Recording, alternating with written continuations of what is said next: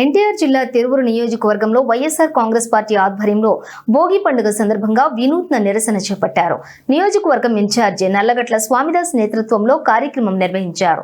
రాష్ట్రంలో కూటమి ప్రభుత్వం అనుసరిస్తున్న ప్రైవేటీకరణ విధానాలకు నిరసనగా సంబంధిత జీవో ప్రతులను వైకాపా శ్రేణులు భోగి మంటల్లో వేసి దహనం చేశారు. కూటమి ప్రభుత్వం రెడ్ బుక్ పేరుతో కక్ష సాధింపు రాజకీయాలకు పాల్పడుతోందని ఆరోపిస్తూ ఆ రెడ్ బుక్ రాజ్యాంగం నమూనా పుస్తకాన్ని కూడా మంటల్లో తగలబెట్టారు. ఈ సందర్భంగా నల్లగట్ల స్వామిదాస్ మాట్లాడుతూ ప్రస్తుత ప్రభుత్వం ఎన్నికల హామీలను విస్మరించి ప్రజలపై భారాలు మోపుతూ ప్రజా వ్యతిరేక పాలన సాగిస్తోందని విమర్శించారు. ఈ కార్యక్రమంలో తిరువూరు మున్సిపల్ కౌన్సిలర్లు, వైసీపీ ముఖ్య నాయకులు, భారీ సంఖ్యలో కార్యకర్తలు పాల్గొన్నారు. దహనం చేస్తా ఉన్నాం. దీన్ని ప్రజలంతా కూడా గమనించాలి.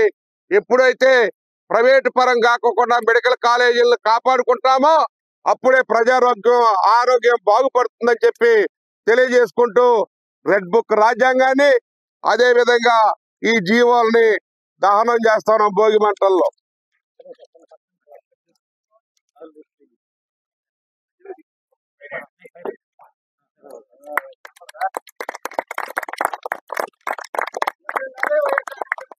వదలాలి.